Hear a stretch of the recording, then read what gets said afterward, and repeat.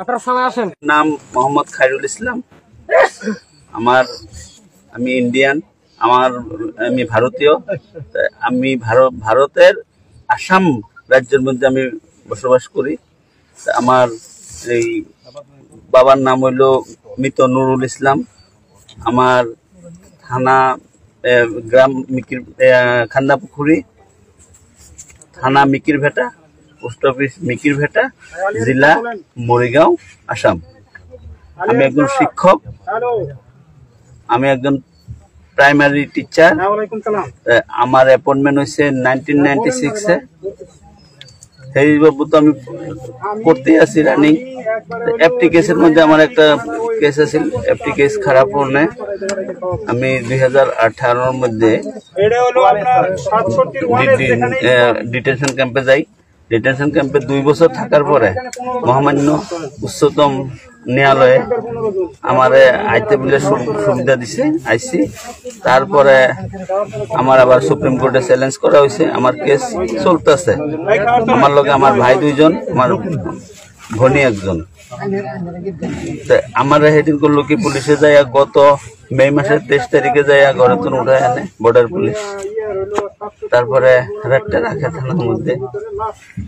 আর 24 তারিখে এই এসপি অফিসে লই আহে। এসপি অফিসের তো 2 হাতের ফিঙ্গারপ্রিন্ট, 2 হাতের চাপ দিয়া, 10 আঙুলের চাপ দিয়া আমার লই আহে মাটিয়া, গোয়ালপাড়া ডিস্ট্রিক্টের মাটিয়া ডিটেনশন ক্যাম্পে লই আহে। তা আমি হেনে 24 তারিখে আইসি, 25 তারিখ, 26 তারিখ, কালকার 27 তারিখ। কালকার 27 তারিখে আসর নামাজ পড়ে আমি খালি বাবা হয়েছি, একটু ঘুরে আহি। খবর পাইলাম যে মরিগাঁর মানুষ ডাকছে, মরিগাঁর মানুষ ডাকছে, গোয়ালপাড়ার মানুষ ডাকছে, শোনিতপুরের মানুষ ডাকছে, এরকম করে 4টা ডিস্ট্রিক্টের মানুষ ডাকছে। তো প্রথম আমরা গেলাম, মরিগাঁর মানুষটি গেলাম, আমরা 9 জন আছিলাম মরিগাঁর মানুষ। তা আমরা গেছি, যাওয়ার পরে আরো মানুষ তো আছে, এই যে অন্যান্য ডিস্ট্রিক্টের করলো। তারপরে করলো কি আমি বললাম আমি যাবো না, গাড়ি রেডি করছে, বিএসএফ গেছে 2 গাড়ি, 3 গাড়ি, 4 গাড়ি। আমি যাবো না, আমি যাবো না কইছি। আর আস্তে করে করছে কি ডিটেনশন ক্যাম্পের ভিতরের দুয়ারটা মারি হালাইছে লক করে। তারা পরে আমার মারধর শুরু করছে বিএসএফ, খুব অমানবিক ভাবে মারপিট করছে। আমার হাত 2টা বান্ধা, আমার চোখ বান্ধা গাড়িতে উঠাইছে। তারপরে আমি মরে যাইতেছি, বলে তুমি তো আমার ভাইয়ের মতন, একটু পানি খাই। আমি আমার চোখটা খুললে দাও, আমি পৃথিবীটা দেখি। চুপচাপ থাক, হিন্দিতে কইছে চুপচাপ থাক। তারপরে এখানে আমগো 32 জন মানুষ আইছি এই গাড়িটার, খালি মরিগাঁও ডিস্ট্রিক্টের 9 জন, অন্যান্য বিভিন্ন ডিস্ট্রিক্টের 32 জন মানুষ আইছি। আমরা বহার পরে এগরে ভাত দিতেছে, ঠাপঢুপ করে থাল বাইরে ভাত দিতেছে, ডিস্ট্রিক্ট দিতেছে। তা আমি কইলাম যে বলে আমার দিবেন না। পরে আমারও সব খুললে দিল, হাত বান খুললে দিল, কোন সারের দয়া হয়েছে।